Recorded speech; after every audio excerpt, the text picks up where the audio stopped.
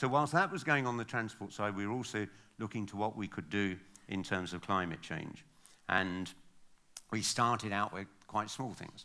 I set the target for each development, housing or office development, that 10% of the energy on that site should be provided by on-site renewables. And initially, every developer said, oh, it can't be done, it's impossible. And of course, very rapidly, they found the ways to do it, so I increased it to 20%. And they said, they can't be done, it's not possible. By the time I lost office, the best of those developers were getting up to 25% of the energy needs of a development being from renewables on-site. The recycling, which was absolutely disgraceful in Britain, our levels of it, it's all been about dumping stuff, filling up landfill. In London, only 6% of household refuse was recycled. And primarily this was a borough council responsibility, so it's about naming and shaming and browbeating. And gradually we got it up to 20%. But once again, the civil servants advising government were always hostile to recycling because it's so much easier to build an incinerator and just burn it all up rather than that. And I'm going to look to see, as they retire, how many of these civil servants turn up on the boards of the incinerator firms, being well rewarded for the role they played in all of this.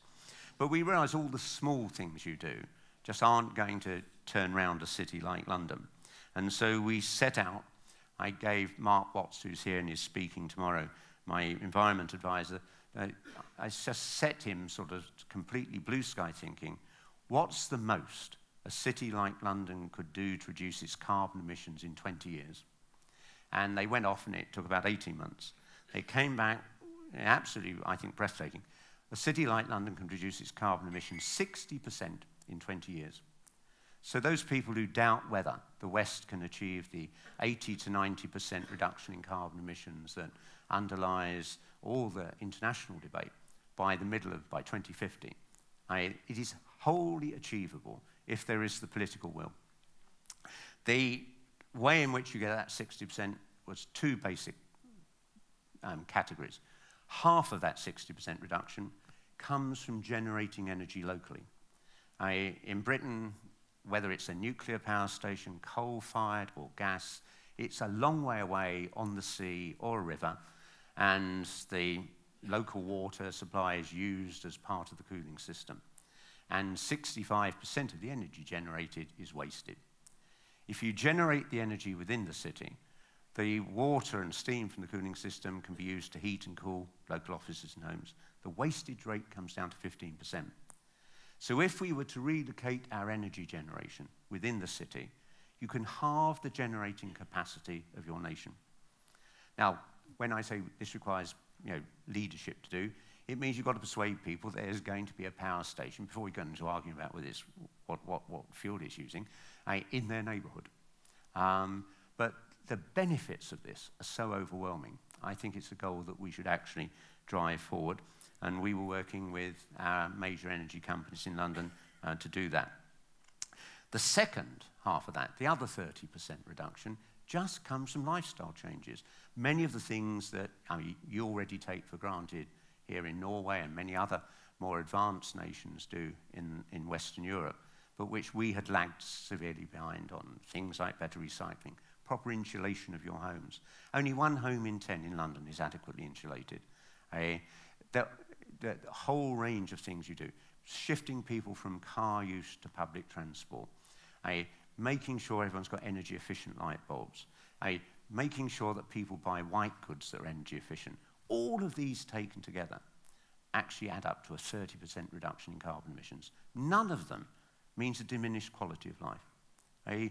Normally you start talking about climate change, you see the audience think, oh, he's going to start saying we're going to have to carve our own shoes from wood bark and tree bark and grow our own muesli and all this, and it's going to be miserable. It just doesn't have to be.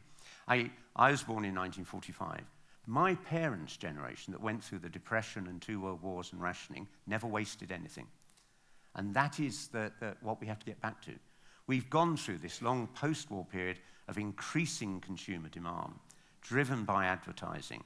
And Sir Martin Sorrell, who heads the largest advertising agency in the world, said earlier today to a conference of advertising agencies, at some point in the future, we will be turned round our task will be to persuade people to consume less and to save more. And they'll do it with all the same elan and talent that they encourage us to consume more. And so these two tasks, I mean, it's the energy generated locally, cutting out waste, immediately achievable. At the same time, we started to look at bringing other cities together. And it started out as the C20. We convened a meeting in, I think, late 2004, early 2005, and about 16 cities came. We were looking for large cities. We were exploring what information we could exchange and whether we could combine purchasing power. And it rapidly took off and grew to the C40. There are 40 cities representing 250 million people when their mayors are met.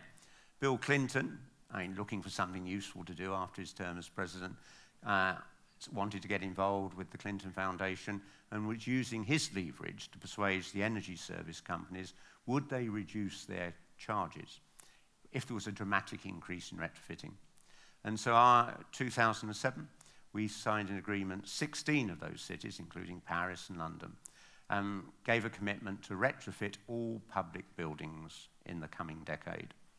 And the energy service companies reduced their price by about 30 to 40%.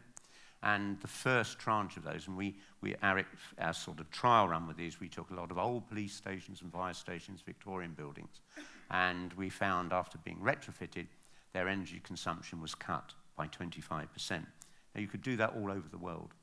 The Mayor of Toronto has started a program to clad all those tall blocks, mainly built out of concrete, that radiate heat out into Toronto's horrendous winters. Mayor of Paris is retrofitting all his schools.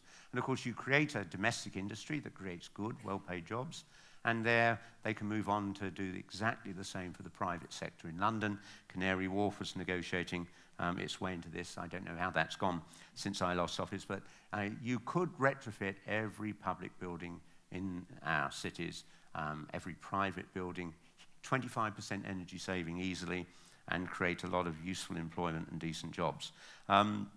What is vital about this is that if we don't do things like that, climate change will continue to worsen. I'm a complete pessimist here. I think it will be worse than we expect, quicker than we expect. But no one can know. We shall just have to wait and see, but I just take that view. It's a risk you can't afford to take. You anticipate the worst and build for it. So what's happened since I lost office? I mean, my successor started reining back all these programs because broadly he's a climate change denier, though he's not allowed to say that anymore, and cut all the transport investment projects that weren't contractually committed. And then we have followed this, of course, in May with the election of a Conservative Liberal coalition, which is making cuts in public spending in London of £45 billion over the next 5 years in total. And they believe by reducing the size of the state and reducing debt, the private sector will fill the gap. 490,000 jobs nationally will be lost in the public sector, and they're optimistic that the private sector will take up that challenge and create much more employment. I think this is a false choice. I do not think there's a public and a private sector and they're mutually incompatible or hostile. I don't see, as many on the right in Britain do, that the public sector is a parasite that rides on the back of the private sector. The two are essential. We anticipate, actually, that almost as many jobs will be lost in the private sector because the contraction of public spending means local authorities, the health service, won't be buying as many goods and services as they would before. And the workforce needs to be trained for the private sector. The roads need to be built. The transport system needs to be built. They are symbiotic. They are not antagonistic. And in a sense, this really brings us back to where I become more ideological. It's time to reevaluate just the efficacy of what I call the neoliberal experiment that began with the election of Margaret Thatcher and Ronald Reagan. Because their strategy was quite brutally spelt out. You crush the power of the trade unions, you reduce the spending of the state, you go for widespread deregulation to remove the shackles from business, as they say, and you accept an increasing inequality of incomes through your taxation system. And if you do all these things, they said, the private sector will surge, there'll be a big increase in investment. And now, 30 years on, we can see that that hasn't happened. If you look at the 30 years of the broadly social democratic consensus after the Second World War, and compare it with the last 30 years of this neoliberal consensus, which was at its most extreme in Britain and America. Europe avoided some of the worst horrors of it. We see that both investment and growth were higher in that social democratic era than in the neoliberal one. And investment is the key to this. A lot of people argue about the writings of John Maynard Keynes. They talk about his prescription that during a recession, the government must borrow money to put people back to work. And now his proposals now defined as quantitative easing that Britain and America are about to start another tranche of. But they were minor parts of his writings. The core of all that Keynes wrote about was that investment drives our economy, drives the process of modernization, drives profit. And it's not surprising he felt that, because if you look, Britain became a global superpower for 100 years because Britain was the first country in history to invest 7% of its GDP. But that small advantage allowed a relatively small and unimportant nation off the coast of Europe to end up dominating the terms of trade globally, controlling about a third of the land mass and about a quarter of the world's population. America gained the domination of the 20th century because in the period after their Civil War, they invested up to 20% of their GDP. And that was what Keynes analysed. These two great periods of dominance by two nations were based not on military success or strategy, but on the economic advantage that that level of investment gave. And in the post-war period, after his death, this has been demonstrated again and again. West Germany led Western Europe into a huge catch-up with the quality of life of America by becoming, Germany at its peak year invested 25% of its GDP. Japan went from occupied power nation to the second largest economy on earth by 1968 or 69 by investing in its peak year 38% of GDP. And most of that was private sector led. Britain's best year, and this is why so many of Britain's services and infrastructure look shabby, was our best year when Germany was doing 25%, we just got up to 20. And the split of that was slightly a sort of 70-30% private sector investment led, only 30% public investment. Look what's happening in the world now.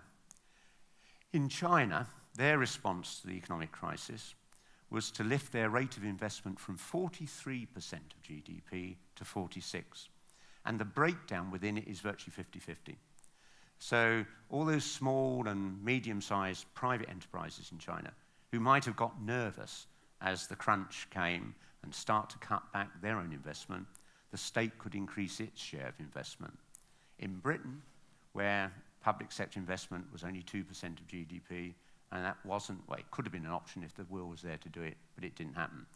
And what's happened in both Britain and America is that the levels of investment have slumped from the high teens to the mid-teens. So already you can, just by mechanically extrapolating forward growth rates, at this rate, China in real terms, not exchange rate terms, but in PPP terms, will become the largest economy in the world as early as 2017 and no later than 2019. And that has huge implications for other nations about how we orientate our own economic strategies and the links that we actually make. Because that level of investment in China is transforming it. Not just that 620 million people have been lifted out of poverty in 30 years, but the scale of investment taking place. And whatever stance China may take at things like the Copenhagen Summit, domestically they are driving a huge program of investment in the environmental technologies, photovoltaic cells, solar panels, wind farms. They have become the world leader and are moving into that area of what we call smart city technology, where streets are managed, homes are managed, hospitals, offices, managed by computers to minimize energy wastage and maximize economic efficiency.